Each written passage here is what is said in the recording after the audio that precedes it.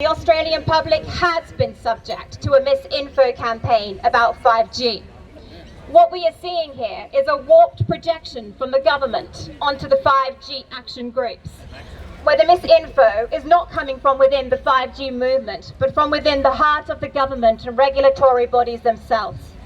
This type of projection can be seen in something called gaslighting, and it is a form of psychological manipulation. Claire Edwards says this about 5G. 5G is a planetary emergency, and everybody has to drop everything to stop 5G. If you are not currently working to stop 5G, this means you don't understand it. Nothing else matters anymore. This is about the survival of you, your children, and this planet.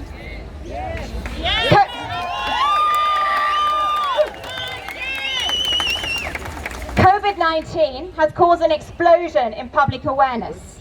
Rather than meekly hunkering down under house arrest, men and women have taken to their computers and began to ask questions, many of them for the first time. Our 5G action groups exploded with members' requests the first 2 weeks of lockdown.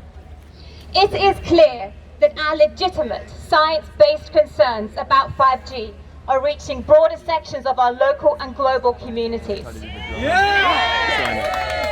Which is very important at a time where the government has declared that we are responsible for spreading misinfo on 5G, pledging at the end of last year 9 million of taxpayers' funds to combat misinfo about 5G.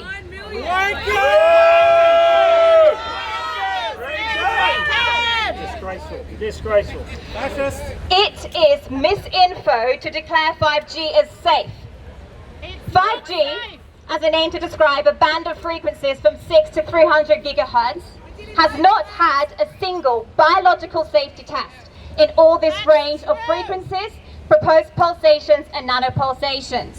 It cannot be declared safe. There is no science to back that up.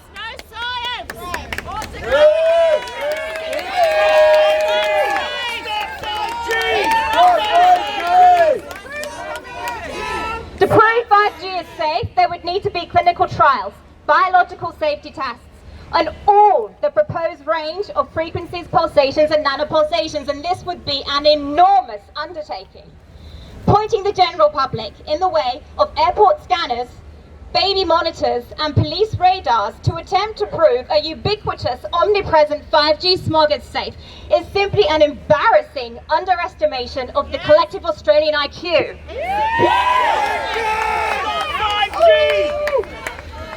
Or perhaps it simply represents the IQ of those representing us as leaders.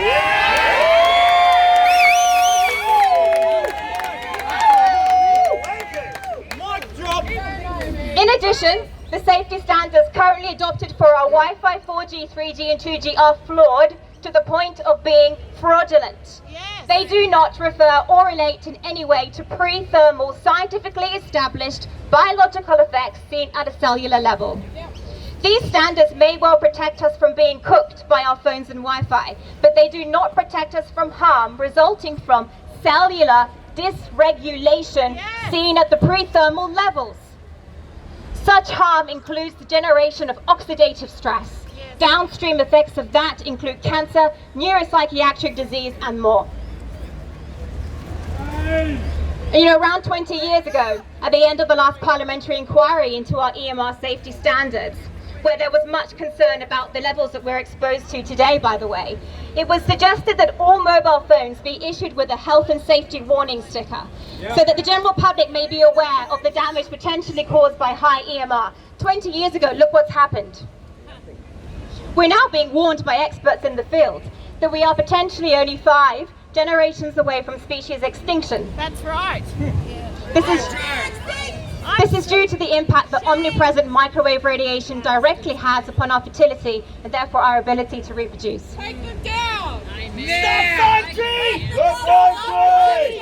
Stop 5G! Stop 5G! Stopping 5G is not just about stopping 5G, but requires that we demand our current approach to wireless technology as an entirety be completely reconsidered, and that those individuals and groups responsible for perpetuating the misinformation, the lie, the microwave radiation is safe, be held accountable and liable for their decisions which have affected the health of generations, probably and catastrophically, that we will most likely see in our children and our children's children. Lock 'em up!